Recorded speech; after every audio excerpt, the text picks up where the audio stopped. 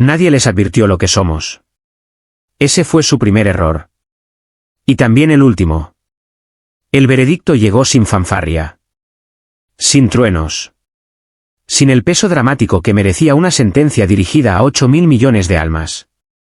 Llegó como llegan las peores noticias, en silencio. Transmitido a través de cada canal galáctico conocido, codificado en cada lengua registrada en los archivos de la Alianza, proyectado sobre las pantallas de estaciones orbitales, colonias mineras, refugios subterráneos y aulas de escuela. Llegó, y nadie en la galaxia esperaba lo que vendría después. En la gran sala del Consejo de Bet Prime, 3 magistrados de la especie Elodari flotaban sobre una plataforma de luz concentrada. Sus túnicas emitían un pulso azulado, frío y rítmico, como el latido de algo que nunca había sido cálido. Detrás de ellos, una pantalla enorme mostraba la imagen de un planeta. Azul. Pequeño. Girando con la indiferencia hermosa de quien no sabe que lo están juzgando.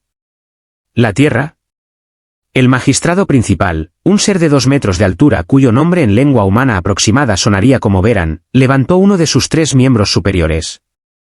La sala, repleta de delegados de 47 civilizaciones, enmudeció al instante. En el asunto de la especie catalogada bajo el registro de origen Sol 3, comúnmente denominados humanos, este Tribunal Supremo, investido de plena autoridad por la Alianza Galáctica, determina lo siguiente. La especie humana es categóricamente inestable. Biológicamente impredecible. Culturalmente retrógrada. Y constituye una amenaza activa para el equilibrio de paz que esta alianza ha mantenido durante 4 milenios. Un murmullo recorrió la sala como electricidad estática. Veran continuó, su voz plana como el horizonte de un mundo muerto. A partir de este ciclo solar, el sistema denominado Sol quedará bajo administración transitoria de la coalición. Todos los activos de defensa humanos serán desmantelados. El control orbital será cedido a supervisión externa. Y se iniciará un proceso de recalibración cultural. En los niveles inferiores de la Cámara, un grupo de delegados saltó y estalló en carcajadas. Eran criaturas de apariencia casi insectoide, con exoesqueletos nacarados y ojos que reflejaban la luz como mercurio líquido. Se empujaban entre sí, intercambiando comentarios en su idioma de chirridos agudos. Un diplomático de la especie Sulvar, de piel escurridiza como la de una morena y una cresta de cartílago que coronaba su cráneo, se inclinó hacia su micrófono con una sonrisa que ocupaba demasiado espacio en su rostro. Todavía propulsan sus naves con ignición química, dijo. Su última guerra registrada fue librada con proyectiles de metal y detonaciones en cadena. Esto no es supresión. Es compasión evolutiva. Más risas. Otro delegado, cuya armadura natural resonaba con cada movimiento de su cuerpo masivo, añadió con tono burlón que quizás deberían conservar alguno de sus artefactos bélicos para exhibirlos en un museo de civilizaciones extintas. El universo entero, o al menos la fracción de él que observaba aquella transmisión, parecía de acuerdo. Pero en la Tierra, el silencio era de una naturaleza completamente distinta. 90 metros bajo la superficie de lo que alguna vez fue Suiza, en la instalación de mando central conocida solo como Nueva Génova, el general Kael Ardan estaba de pie frente a una pared de pantallas. Solo. Las manos enlazadas detrás de la espalda. La mandíbula firme. Los ojos fijos en la imagen de Veran pronunciando el veredicto por segunda vez, porque el sistema lo reproducía en bucle automáticamente. A su alrededor, 30 oficiales jóvenes permanecían sentados en sus consolas en silencio absoluto. El aire olía a metal frío y a café que nadie había bebido en las últimas 2 horas. Las luces de la sala eran blancas, clínicas, sin piedad. Una de las pantallas secundarias mostraba reacciones en tiempo real de distintas colonias humanas, la Luna, Marte, las estaciones de Titán, los cinturones de extracción entre Júpiter y el vacío. En una colonia lunar, un profesor de historia se había detenido a mitad de una frase, se había sentado despacio, y simplemente miraba la pantalla. En un refugio subterráneo marciano, una mujer apretaba a su hijo contra el pecho mientras los jueces alienígenas proclamaban su futuro. En una plataforma orbital sobre los anillos de Saturno, un grupo de mineros civiles se miraban los unos a los otros sin pronunciar una sola palabra. El mayor Selin, delegada de inteligencia, fue la primera en romper el silencio en la sala de mando. «Van en serio», murmuró. «¿Realmente creen que hemos terminado?» Ardan no respondió de inmediato. Observó el rostro de Beran una vez más. Estudió la cadencia de su voz. La postura de los magistrados. La reacción del público en la sala del consejo. Leyó lo que había entre las líneas de cada imagen. Luego se giró hacia el teniente Bass. «Actívalo», dijo. Bass asintió. Sus dedos se movieron sobre el panel con la precisión de alguien que había ensayado ese momento exacto cientos de veces. 3 segundos después, cada canal de comunicación en la galaxia fue interrumpido. Sin advertencia. Sin preámbulo. Sin música de introducción. La pantalla simplemente cambió. No había sonido. Lo primero que apareció fueron imágenes en blanco y negro, restauradas digitalmente con una nitidez casi dolorosa. Un escuadrón humano moviéndose a través de una tormenta de nieve en una formación tan coordinada que parecía un organismo único. Silencioso. Letal. Con la economía de movimientos de algo que había aprendido a sobrevivir en condiciones que habrían destruido a otras especies. Corte. Fuego descendiendo desde la órbita. Una plataforma satelital, catalogada en los archivos de la Alianza como estación de observación meteorológica, disparando un haz de energía concentrada que vaporizó un crucero de clase pesada en un único impulso. Sin carga. Sin anuncio. Solo resultado. Corte. Un desierto. Vehículos de asalto levantando cortinas de polvo mientras soldados con armadura adaptativa corrían en paralelo a enjambres de drones coordinados, penetrando una fortaleza reforzada en 28 segundos. No en minutos. En segundos. Corte. Hielo quemado. Puentes aéreos fracturados. Y en medio de los escombros de lo que alguna vez había sido una instalación de investigación sobre la Luna Europa, un único soldado arrastrando a su capitán inconsciente fuera de un corredor en colapso. 3 metros antes de que todo detonara detrás de ellos. 3 metros. Corte. Imágenes térmicas del Ártico. Cuerpos humanos moviéndose a través de tormentas de nieve que alcanzaban los 60 grados bajo cero, formando geometrías de flanqueo que los analistas militares de 5 especies distintas habían clasificado posteriormente como imposibles de ejecutar sin asistencia de inteligencia artificial. Solo que no había inteligencia artificial. Solo humanos. Solo carne, hueso, voluntad, y una capacidad para el sufrimiento que ninguna otra especie había sido capaz de cuantificar. Todavía sin sonido. Y entonces apareció él. El general Kael Ardan, de pie frente a la cámara. Sin filtros de imagen. Sin edición. Sin el tipo de presentación cuidada que las especies más avanzadas utilizaban para sus transmisiones oficiales. Solo un hombre con un uniforme desgastado por décadas de uso, medallas que habían perdido su brillo, y una mirada que no contenía ira ni miedo ni orgullo. Solo certeza. Dejó pasar 3 segundos en silencio antes de hablar. Debieron haber revisado nuestros archivos. La pantalla se puso negra. 10 segundos de oscuridad absoluta. Y entonces, la galaxia explotó. En el canal de reacciones en tiempo real de la red galáctica, el torrente de comentarios y análisis de miles de civilizaciones se transformó en un caos que los sistemas de procesamiento de datos tardaron varios minutos en categorizar. Un diplomático Kasari, conocidos por su sangre fría diplomática, escribió simplemente, ¿es esto una broma? Un analista del consorcio de transmisión del núcleo galáctico etiquetó el material como registros fabricados. Alguien, desde una estación fronteriza no identificada, preguntó con aparente sinceridad si los humanos no estaban extintos. Para algunas especies, la pregunta no era retórica. Generaciones enteras habían crecido sin encontrar el nombre Terra en ningún registro de importancia. Las coordenadas del sistema Sol estaban marcadas en los archivos académicos como culturalmente irrelevantes. En los sectores del anillo exterior, incluso el término humano había sido reemplazado por etiquetas numéricas, eliminado del lenguaje común a través de siglos de manipulación archivística tan meticulosa que quienes la ejecutaron merecerían crédito por su audacia si no merecieran algo muy diferente por sus consecuencias. ¿Ni siquiera pueden alcanzar velocidad de curvatura?, preguntó alguien en el canal general. Pero luego el silencio regresó. No el silencio de la confusión.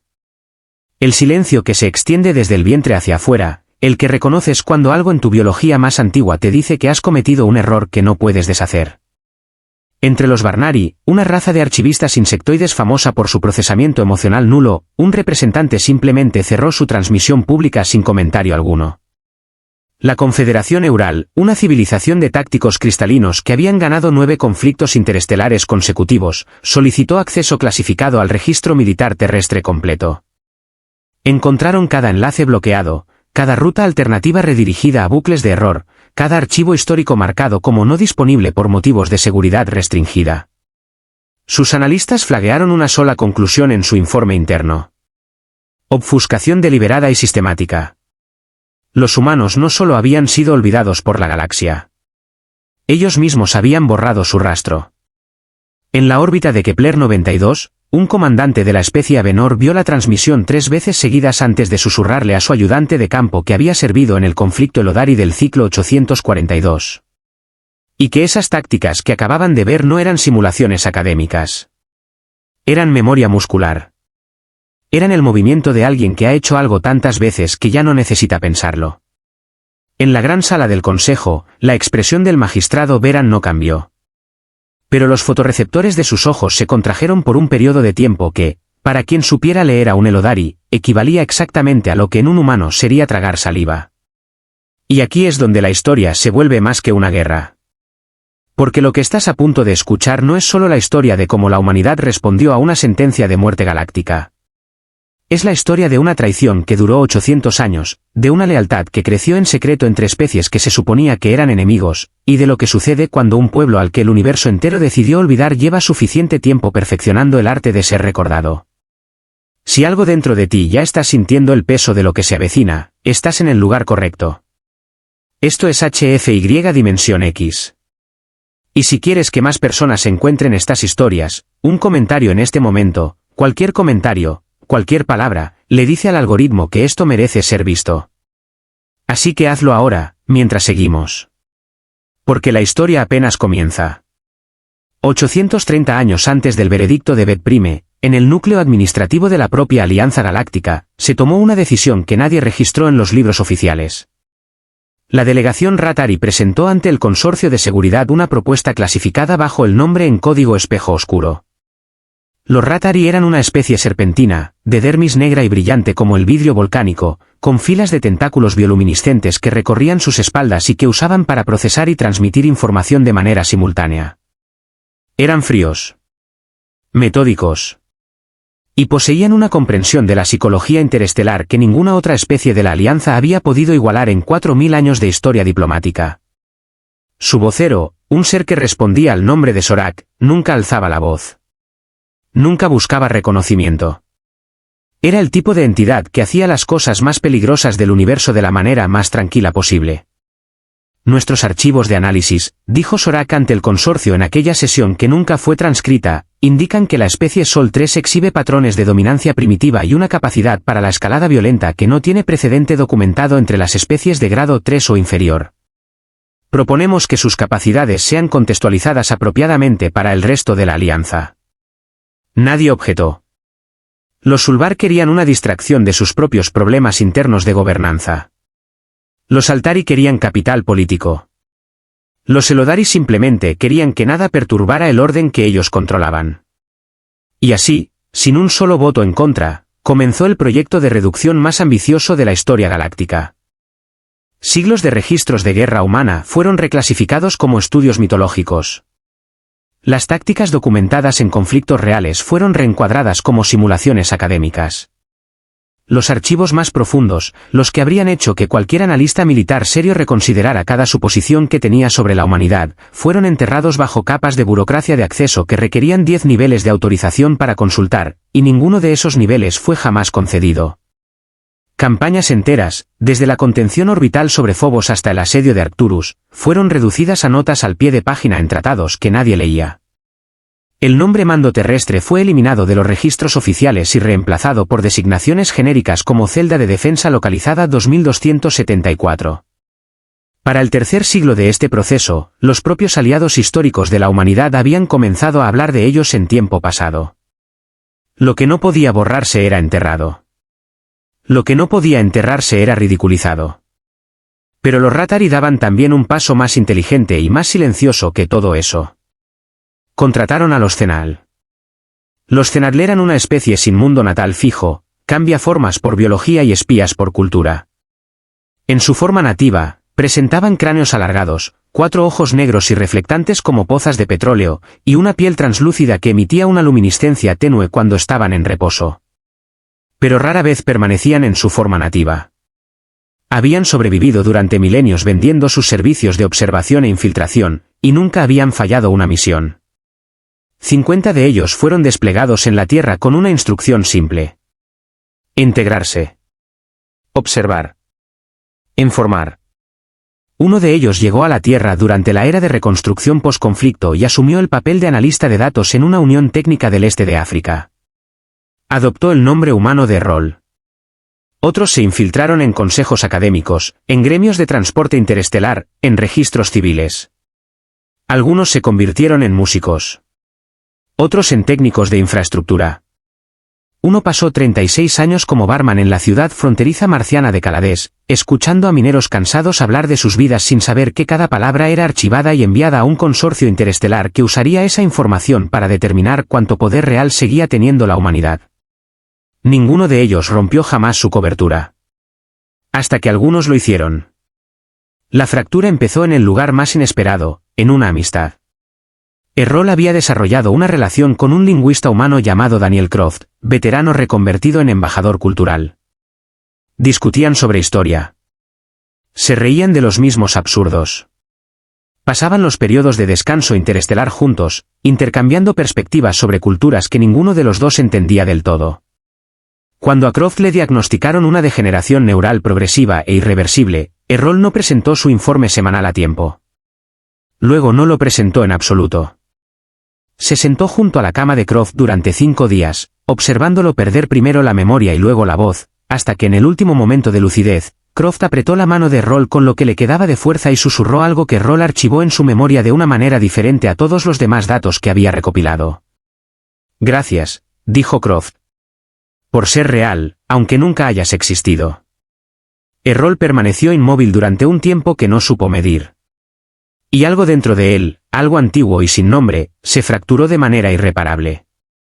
Otro Cenad llamado Chan, infiltrado como ingeniero de propulsión en una instalación de investigación, entregó su 6º informe mensual con 3 días de retraso. El 7º nunca llegó. Yarus, que se hacía pasar por técnica de telecomunicaciones en la estación de relevo de Titán, desactivó su propio transmisor, archivó el equipo, y nunca explicó por qué. En una reunión clandestina en un refugio subterráneo en Yakarta, 5 Cenad se sentaron alrededor de una mesa sin sus disfraces. Por primera vez en años, mostraban sus formas verdaderas. El único que habló primero fue el más rígido de todos, un ser que respondía al nombre de Tyrell.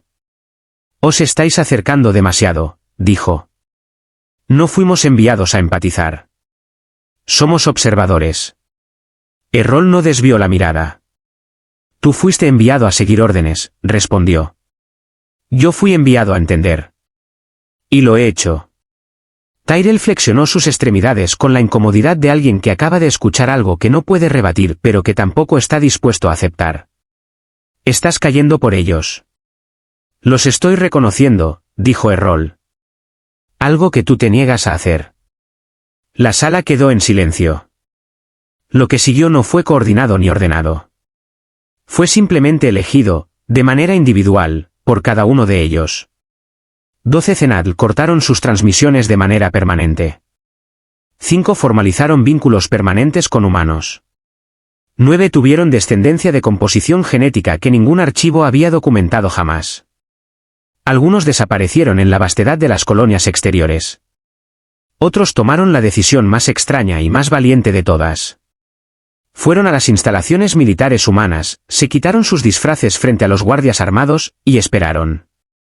En una de esas instalaciones, en el corazón de los Andes, el general Kaer Brenner, veterano plateado de la última incursión en el sistema de Orión, se encontró cara a cara con Errol en su forma verdadera.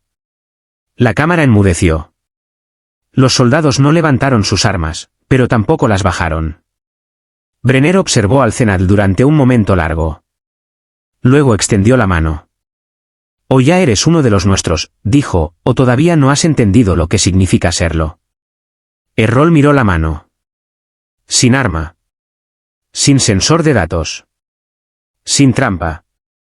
Solo el gesto más antiguo y más desnudo de confianza que existía en la historia de cualquier especie que alguna vez hubiera estrechado algo. Errol la tomó. Y no la soltó. Lo que siguió cambió la naturaleza del conflicto que se avecinaba.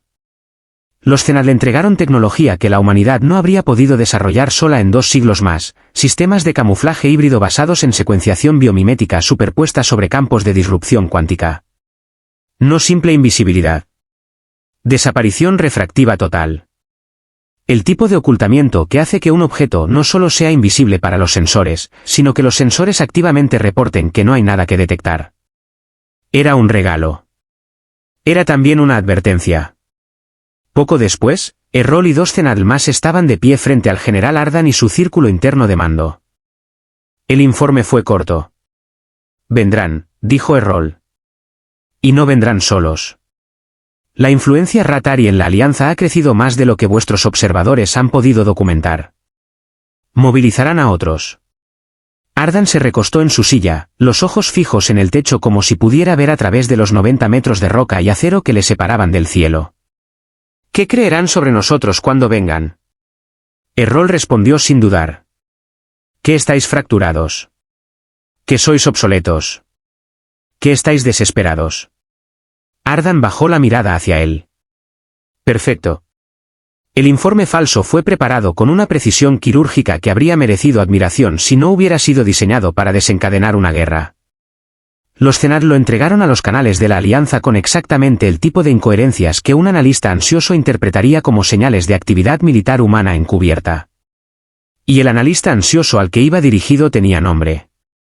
Sorak lo interceptó dentro de las primeras horas y convocó una sesión de emergencia del Gran Consejo. Se plantó frente a los magistrados con los tentáculos extendidos y la voz de quien ha estado esperando este momento durante décadas. Están acelerando su desarrollo en secreto, declaró. Esto es una violación del tratado. Esto es una amenaza al equilibrio interestelar. Exijo resolución de fuerza. Los Sulvar secundaron la moción.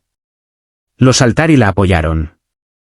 Incluso los Ethericast, una especie conocida por su pasividad diplomática casi legendaria, asintieron para no ser marcados como débiles.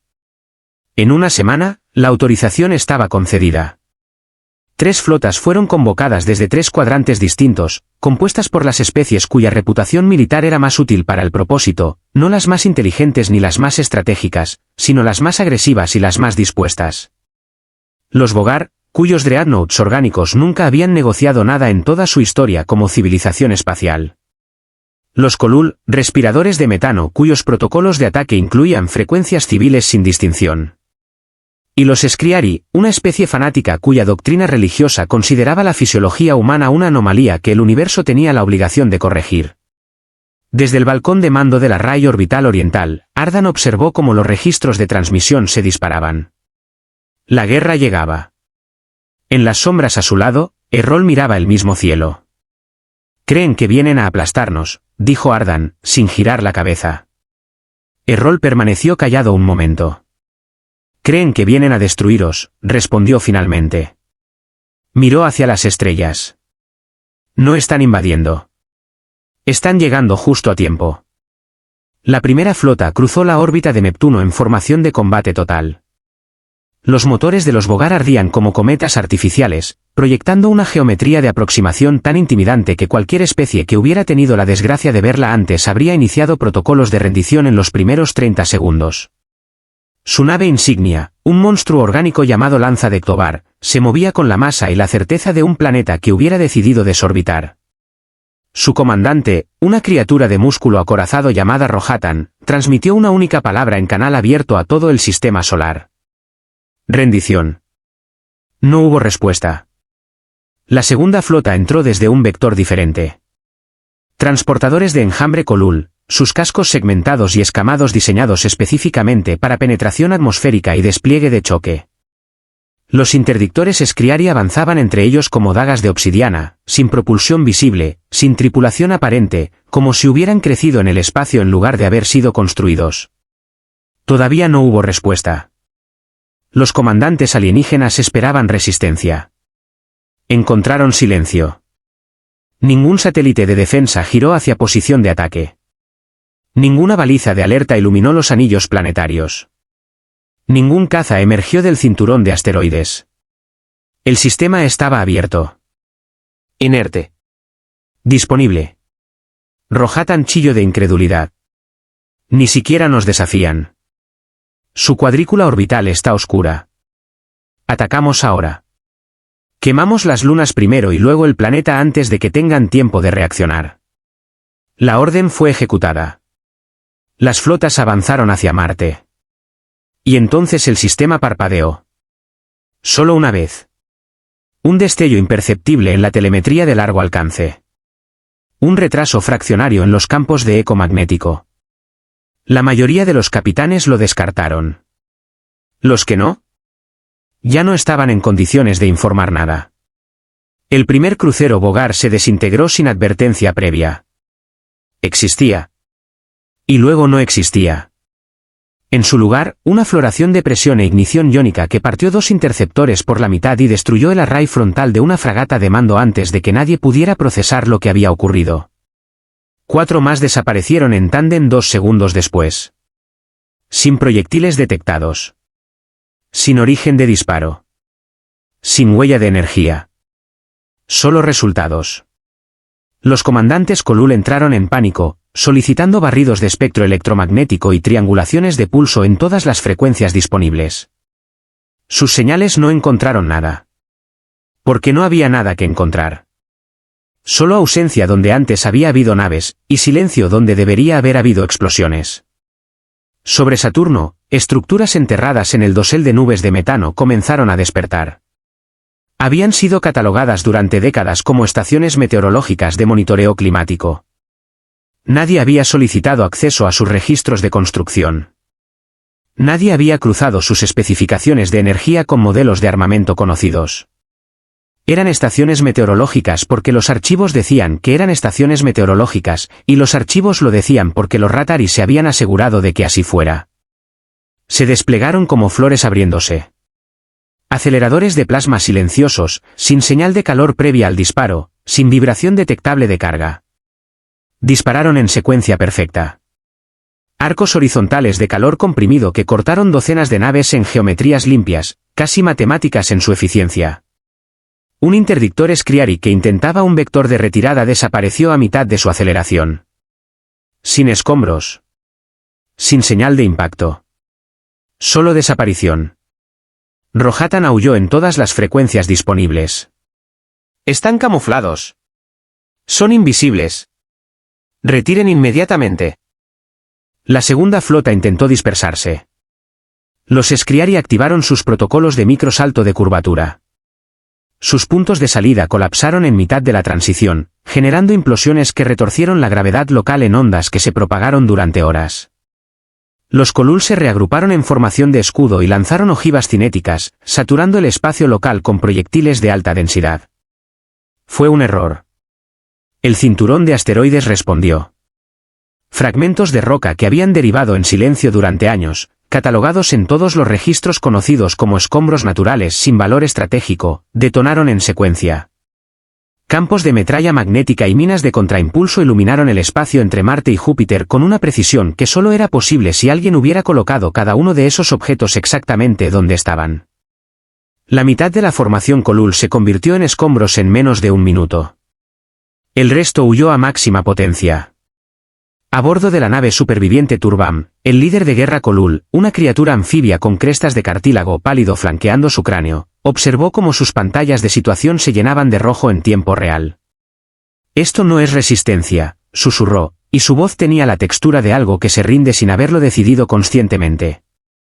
Esto es un protocolo de extinción. Y no somos nosotros quienes lo estamos ejecutando. Cerró el canal de mando. En la sala de guerra bajo Nueva Génova, ninguna luz parpadeó. Ninguna voz se elevó. El general Ardan estaba de pie con los brazos cruzados, observando los informes de combate fluir a través de la pared lateral en texto silencioso. El aire todavía olía a metal frío. Se están retirando, reportó el teniente Bass, su voz completamente neutral. Nunca estuvieron avanzando, respondió Ardan. Nadie pidió confirmación. La trampa se había activado horas antes de que las flotas cruzaran la órbita de Neptuno. De los casi 300 barcos que habían formado las dos primeras flotas, 17 alcanzaron las coordenadas de reunión designadas. El resto era vapor, campo de escombros, o seguía girando en espiral atrapado en pozos gravitacionales de los que nunca saldría. Algunos capitanes habían activado sus propios sistemas de autodestrucción antes de permitir que sus naves fueran recuperadas. Los 17 supervivientes llegaron al punto de encuentro cerca del borde Kuiper. Allí los esperaba la tercera flota. A diferencia de las otras dos, los Ratari no habían disparado un solo tiro. Su formación permanecía estática. Sus cascos fríos. Sus armas sin cargar. Docenas de naves sinuosas y oscuras, con la geometría de algo que hubiera evolucionado para acechar más que para combatir, derivando en una extensión tranquila y calculada. Sorak estaba de pie en el disco de mando de la Ensoreba, los ojos entrecerrados, los tentáculos pulsando en ritmos de procesamiento que su tripulación sabía interpretar como análisis profundo. Escuchó los informes de los supervivientes. Procesó las implicaciones. Precisión sin origen detectable. Satélites disfrazados como escombros naturales. Sistemas de armamento sin huella energética previa. Coordinación sin señales de comunicación detectables. Flota entera eliminada en silencio. No dijo nada. Su oficial de comunicaciones preguntó si debían reposicionarse. No, respondió Sorak finalmente. Esto estaba anticipado. El oficial dudó. ¿El ataque? ¿La escala de la respuesta? Sorak lo corrigió con la paciencia de alguien que lleva mucho tiempo siendo el único en la sala que realmente entiende lo que está ocurriendo. Necesitaban una demostración. La dieron. Bajó del disco de mando y activó una consola sellada. En su interior, proyecciones de esquemas de satélites, boyas de comunicación, y sistemas de cuadrícula orbital rotaban en movimiento silencioso. Incrustados entre ellos, las herramientas reales de la segunda fase. Drones de infiltración camuflados como escombros de combate. Marcos de datos vaciados que actuarían como vectores de virus. Racimos de código diseñados para reescribir el firmware de sistemas de navegación orbital desde adentro. Que piensen que ha terminado, dijo. La guerra real no está en sus cielos. Ya está dentro de sus sistemas. El primer dron llegó frío, derivando con un transpondedor muerto y planchas de su casco con las cicatrices características de un combate reciente. Su trayectoria era indistinguible de la de cualquier otro fragmento de escombros que el combate hubiera generado. Se aferró en silencio a un nodo repetidor en órbita alta sobre el lado oscuro de la Tierra. 3 segundos después, el nodo dejó de transmitir. No se registró ninguna alerta. En las siguientes 2 horas, docenas más llegaron. Cada uno imitando con precisión de milisegundo las trayectorias de escombros naturales. Sus núcleos portaban lógica de infiltración Ratari diseñada para permanecer inerte hasta estar completamente integrada, y luego actuar de manera tan gradual que el daño fuera bien avanzado antes de que alguien lo detectara. Cuando se activaron, no fue ruidoso. Los carriles orbitales comenzaron a desplazarse. Primero levemente. Luego de manera impredecible. Luego los carriles simplemente desaparecieron de los sistemas de navegación. En la sala de guerra, los informes llegaron en sucesión. Contacto perdido con el sector 6. Colapsos parciales en bandas de relevo. Estaciones activas pero sin respuesta a consultas. Cambio a triangulación de respaldo. Ceguera en 3 sectores. Fragmentación de relevos tácticos. Y luego el primer informe duro. La estación Leonov ha quedado oscura. Ardan giró la cabeza lentamente. Repita eso. Leonov. Telemetría y firma térmica perdidas con 5 segundos de diferencia. En la pantalla, donde la estación Leonov había orbitado durante más de 600 años, un indicador rojo pulsó. La Leonov había sobrevivido al motín del borde Kuiper. Había sobrevivido a los bloqueos venusianos y a los disturbios de la partición solar. Había sido construida para sobrevivir a casi todo. Ahora era una X roja pulsando en una pantalla. La reproducción cuadro a cuadro mostró la red de energía de la estación fluctuando durante 3 segundos. Luego un pico de calor interno, rápido y alto. Luego separación del casco 3 milisegundos después. Sin fuego entrante. Sin rastro de arma. Solo fallo. Sin cápsulas de escape. ¿Cuántas personas a bordo? 112. Principalmente personal administrativo. 9 oficiales en servicio activo. Nadie habló. En el silencio, algo en la composición del aire de la sala de guerra cambió. Ardan se adelantó. Su voz era completamente calmada, del tipo de calma que no es tranquilidad sino control absoluto ejercido sobre algo que de otro modo sería insoportable. Bloqueen los nodos de mando restantes. Aíslen los sistemas de navegación internos. Nada que no sea cableado físico está bajo nuestro control. Asuman que todo lo demás está comprometido. Las órdenes fluyeron. Los técnicos ejecutaron. Y en órbita, las bajas continuaron llegando. Un buque hospital que regresaba del frente de Saturno derivó 5 grados fuera de su corredor asignado y colisionó con un carguero de combustible civil. Los sistemas de alerta respondieron demasiado tarde. 2 destructores de alcance medio desaparecieron, uno arrastrado por una maniobra de asistencia gravitacional mal calculada, otro dirigido hacia una zona de colapso de señal de la que no regresó. El sector 7 perdió visibilidad completa. La sala de guerra operaba ahora con confirmaciones visuales únicamente. Sin interfaz remota. Sin uplinks. Parcialmente ciegos en un sistema solar que habían defendido durante generaciones. Y entonces, desde los corredores rotos de Phobos, llegó la chispa. Las puertas de presión se cerraron de golpe cuando las luces del corredor cambiaron al rojo de emergencia. El teniente Maro Vázquez se agachó bajo un conducto que escupía chispas, el rifle ceñido contra el pecho, los pulmones ardiendo por el aire reciclado que olía a ozono y metal quemado. La estación Delta 2 de Phobos estaba en colapso energético progresivo. La gravedad artificial fallaba en ciclos de 30 segundos, dejando cada intervalo una desorientación nauseabunda que era tan difícil de gestionar como el miedo mismo. Con él había 4 personas más. 2 infantes de marina. Un ingeniero de sistemas llamado Patel. Y el cuarto, una figura envuelta en una capa larga, encorvada por una quemadura de plasma que le había abierto el hombro izquierdo. Errol. El Cenal tropezó y Vázquez lo agarró del brazo sin pensarlo. Sigue moviéndote, dijo el teniente, con la voz de alguien que ha convertido la urgencia en instrucción. Llevaban 40 horas sin uplink. Sin transmisión táctica. Sin confirmación de que alguien en el resto del sistema solar supiera que seguían vivos.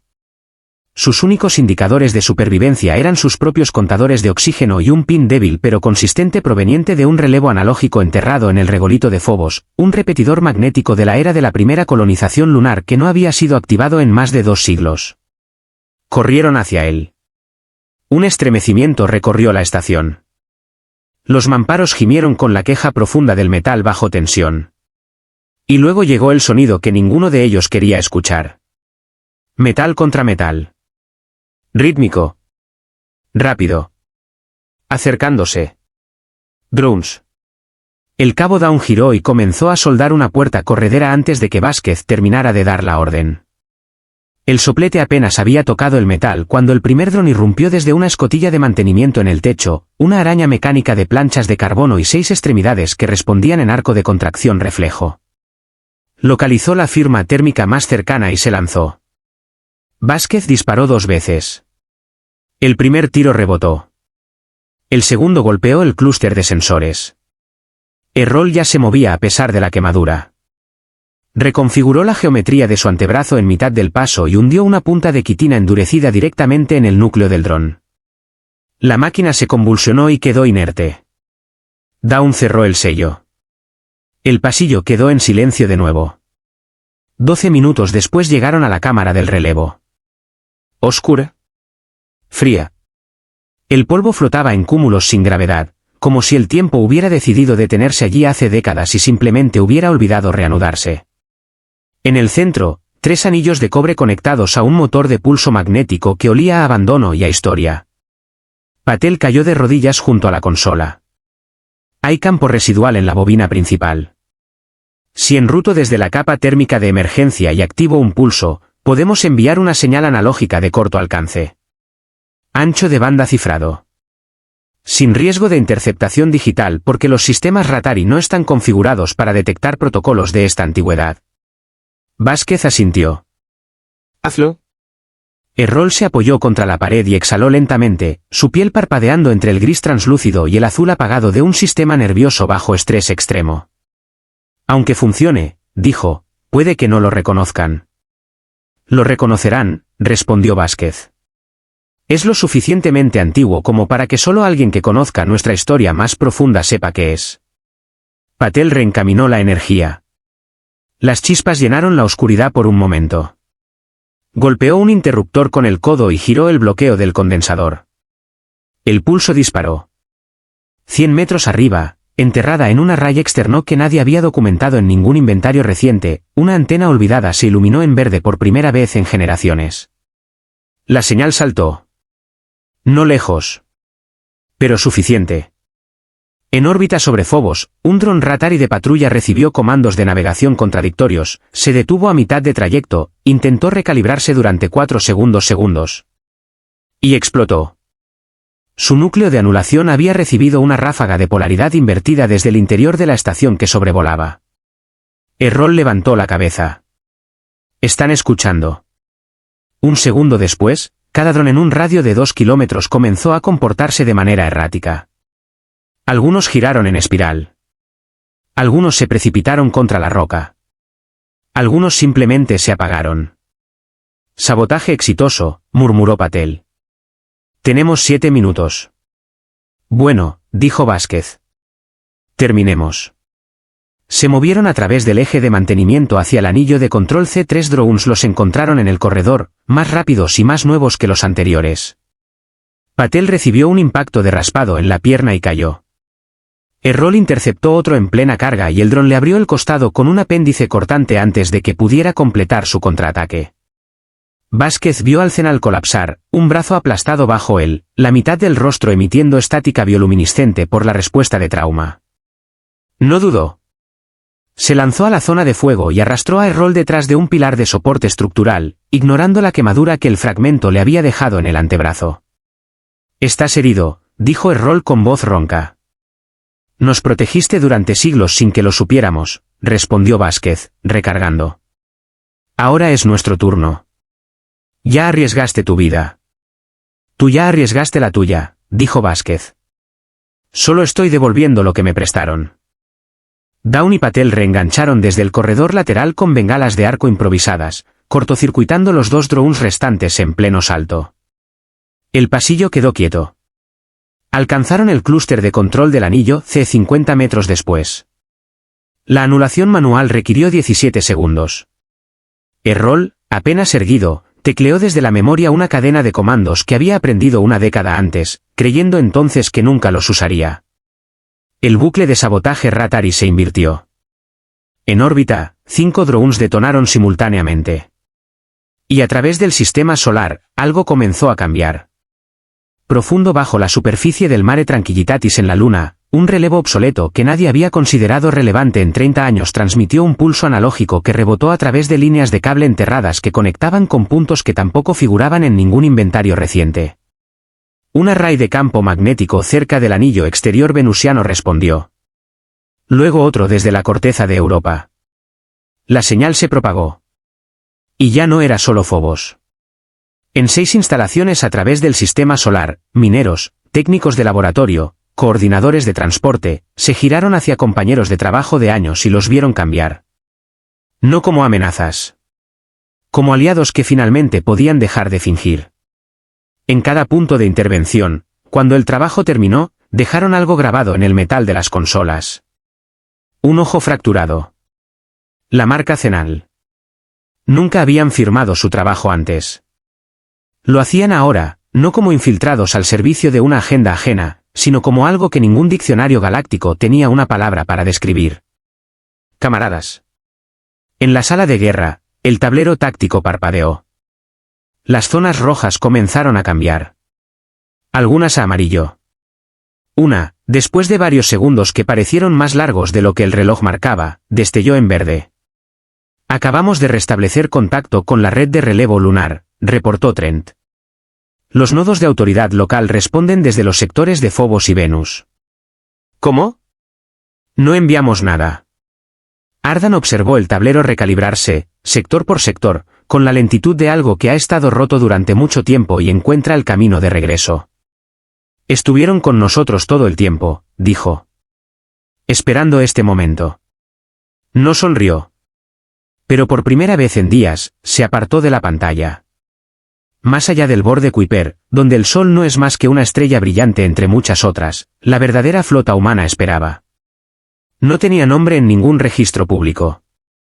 No emitía señales de identificación.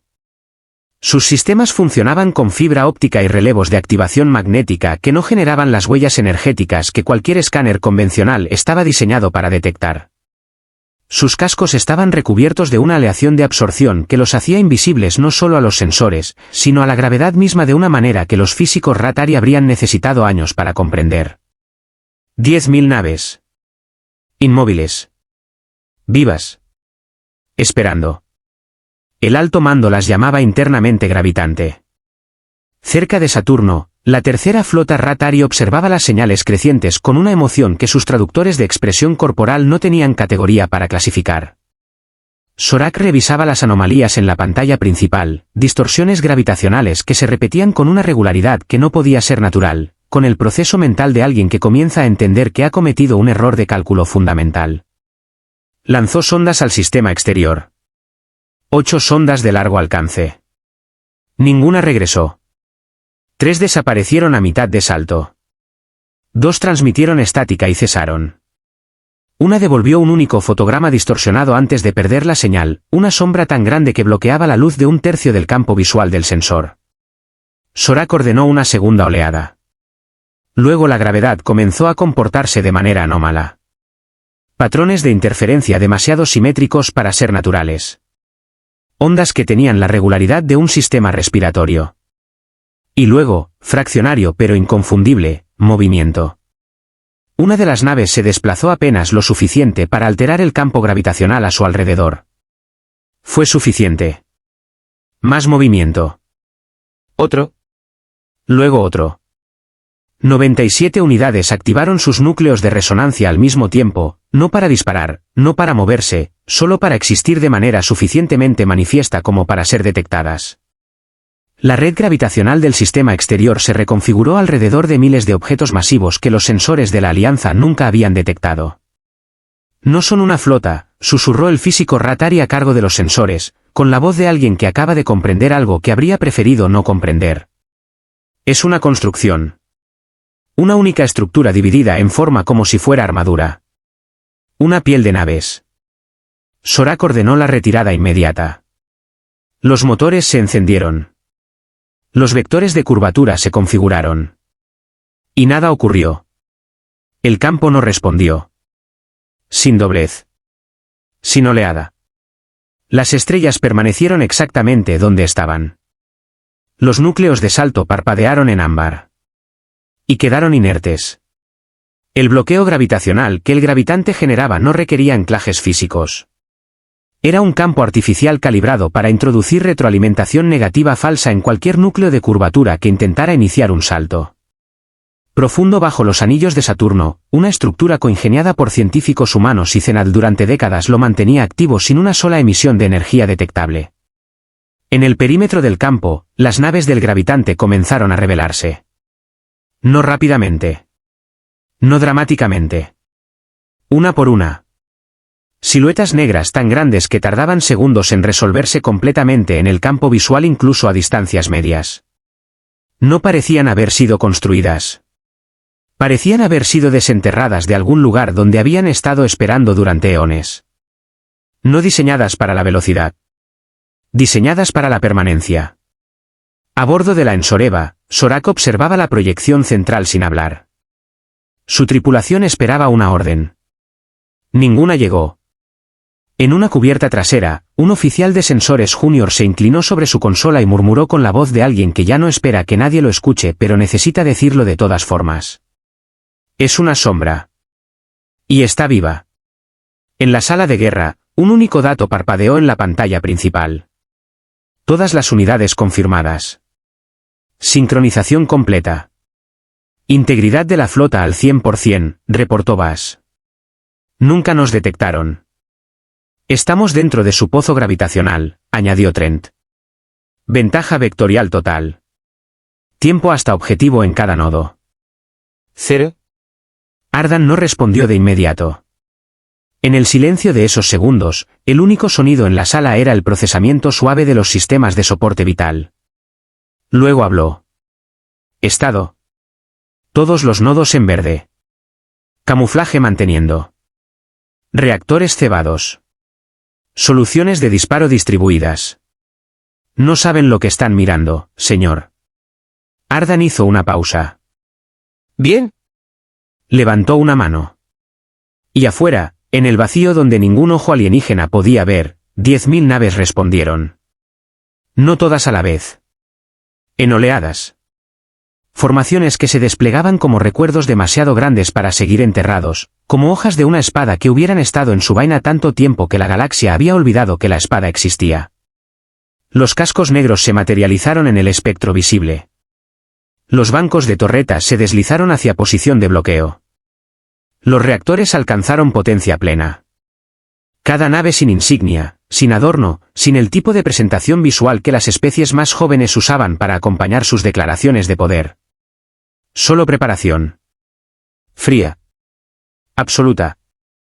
A bordo de la Ensoreva, el pánico finalmente rompió la contención. Nuevos contactos, gritó el oficial de comunicaciones. Múltiples vectores.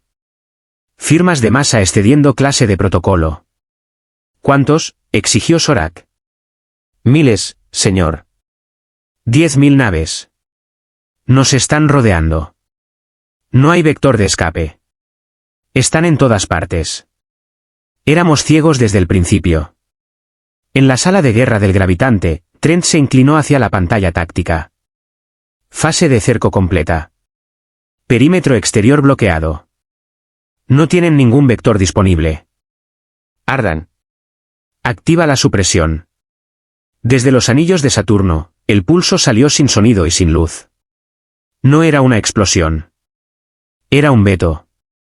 La gravedad misma, reconfigurada mediante tecnología que ninguna especie de la Alianza había tenido en cuenta cuando calcularon sus probabilidades de victoria, diciéndole no a cada motor de curvatura en el sistema solar. Los barcos Ratari que intentaron iniciar saltos encontraron solo estática y nulidad de sistema. Sorak observó su flota disolverse en fragmentación sin cohesión y sin escape. Frente a él, decenas de dreadnoughts humanos flotaban en silencio completo. En la sala de guerra, Edros susurró. Señor. Están congelados. Toda su flota de mando está estática. Ardan asintió una vez. Mantengan formación. Sin fuego. Trent frunció el ceño. ¿Quieres que lo vean? Quiero que lo recuerden. En la Ensoreva, el último intento de coordinación colapsó. Los sistemas automáticos se apoderaron de las funciones de mando. Las señales de cadena de autoridad cayeron en bucles recursivos. Un oficial gritó en un dialecto fracturado y lanzó su tableta de datos al otro lado del puente. La voz de Sorak finalmente se quebró. Se suponía que debíamos aplastarlos. Miró el mapa. 10.000 naves, formadas en silencio, apuntadas, cargadas, rodeando cada nave Ratari sin un solo destello de arma. Luego se giró hacia su oficial de comunicaciones. Transmitid. Frecuencia abierta galáctica. El oficial, con las manos temblando, asintió. Un único mensaje salió de la Ensoreva en protocolo Elodari limpio. Solicitamos términos formales de rendición. En el gravitante, el silencio duró 2 latidos. Luego, en algún corredor de personal detrás del puente principal, un infante de marina apoyó la espalda contra la pared y exhaló lentamente. 1000 años, murmuró. Y finalmente recordaron quiénes somos.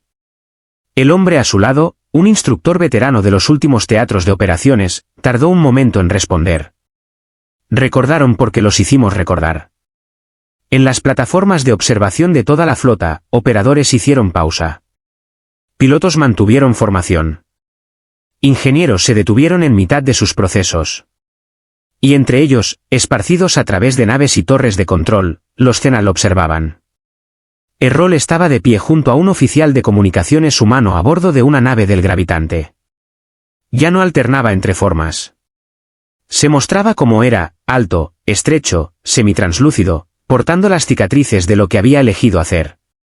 Cuando la señal Ratari llegó, cerró los ojos. No en fuego. No en triunfo. En memoria. En el puente del gravitante, Ardan dio un paso al frente. La sala de guerra se atenuó. El mapa se mantuvo estable. El círculo estaba cerrado. No habló. Simplemente se giró. Y la galaxia contuvo el aliento. La transmisión que siguió no fue anunciada. No tuvo música de introducción. No tuvo banderas ni himnos ni el tipo de producción cuidada que las civilizaciones jóvenes asocian con las declaraciones importantes.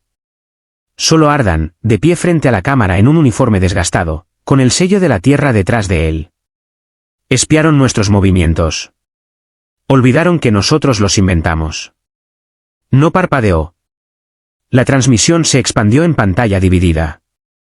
A la izquierda, los restos de la flota Ratari siendo escoltados en formación ordenada por naves de patrulla humanas. No prisioneros. Solo lo que quedaba de una flota que había llegado convencida de que encontraría escombros. A la derecha, andamios orbitales sobre Marte encendiéndose. Ingenieros humanos y Cenal trabajando lado a lado sobre la estructura destrozada de una plataforma de relevo. Los Cenal sin disfraz. Sin cobertura. Presentes, tal como eran. En una instalación de comunicaciones en la Luna, dos figuras se detuvieron sobre los restos de la estación Leonov. Un oficial humano y Errol, quien durante décadas había llevado el nombre de Jacob. Ninguno habló. El oficial extendió la mano. Errol la aceptó. Sin saludo formal. Sin traducción. Sin necesidad. Una guerra terminó. Otra clase de historia comenzó. La voz de Ardan regresó sobre las imágenes. Nos llamaron muchas cosas. Primitivos. Obsoletos. Inestables. Mitos. Una amenaza. Y escuchamos. Durante 1000 años, escuchamos. Elegimos el silencio, no la rendición. La paciencia, no la ausencia. Ahora las imágenes mostraban soldados levantando civiles heridos de corredores derrumbados. Médicos humanos y Cenal trabajando sobre los mismos pacientes. Niños siendo guiados a través de los restos de un búnker en el cinturón del Pacífico, flanqueados por un oficial humano acorazado y un Cenal cuyos ojos brillaban en oro bajo las luces de emergencia. Los niños no tenían miedo. Miraban a ambos con la misma expresión. ¿Seguridad? La transmisión se amplió para mostrar la flota Ratari derivando a través del corredor de Saturno, dispersa e inerte, marcada no con daño de combate sino con etiquetas de escolta. Codificada. Registrada. En orden. Luego el dron de cámara que recorría la longitud del gravitante, pasando bajo docenas, luego cientos, luego miles de naves que mantenían su formación sin derivar. Ninguna se quebró. Ningún piloto giró. Esto no era para exhibición. Era una declaración. Ardan se adelantó por última vez. Esta es vuestra lección de historia. La próxima vez, no la reescribáis.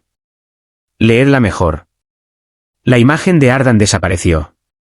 En su lugar, una línea en estándar galáctico limpio. Si quieres que algo se haga, hazlo tú mismo. La señal terminó. Y el silencio que siguió no era el silencio de la ausencia. Era el silencio de la recalibración. En Barnard Prime, los archivistas insectoides abrieron una nueva entrada bajo eventos históricos de primera categoría. En los dominios Sulvar, los delegados cancelaron su próxima cumbre y ordenaron una revisión completa de sus suposiciones diplomáticas respecto a la humanidad. En Altari 3, los dignatarios de Exoesqueleto emitieron una declaración que en toda su historia como civilización habían pronunciado solo en 2 ocasiones anteriores. Juzgamos mal. Corrección en curso. En el mundo distante de Balansar, donde los Skriari no tenían respeto por ninguna táctica de ninguna especie orgánica, un anciano de su consejo miró fijo la señal estática durante un tiempo largo y luego dijo una única cosa. Lo construyeron en la oscuridad. En la Tierra, Bajo el cielo reforzado de Nueva Génova, dos niños corrían a través de un campo de entrenamiento restaurado cerca de las ruinas del Citadel. Uno humano. El otro, no. El niño Zenal tropezó, se rió, y se levantó solo. Nadie los detuvo. Nadie los observó con sospecha. En el borde del campo, un técnico anciano arrodillado junto a un panel abierto de mantenimiento terminó su trabajo y miró el interior del panel. Junto al logo antiguo de la defensa terrestre, alguien había grabado en la aleación un símbolo a mano. Un ojo fracturado. Ya no solo. Ya no oculto. Lo que una vez fue el símbolo de quienes los vigilaban era ahora la firma de quienes habían elegido quedarse. Hay historias que la galaxia intenta enterrar. Y hay especies que aprenden a construir en la oscuridad mientras las entierran. Eso es lo que somos. Eso es lo que siempre fuimos. Esta historia es parte de lo que hacemos en HFY Dimensión X, un espacio donde las civilizaciones que el universo subestimó tienen la oportunidad de demostrar de qué están hechas. Si llegaste hasta aquí, ya sabes de lo que somos capaces cuando nos dejan en la oscuridad el tiempo suficiente. Suscríbete para ser parte de esta legión, porque las historias que vienen son aún más grandes, aún más profundas, y aún más difíciles de olvidar. Y si este relato encendió algo dentro de ti, nuestra saga completa te espera en la lista de reproducción en tu pantalla ahora mismo. El viaje continúa. Solo tienes que elegir seguir.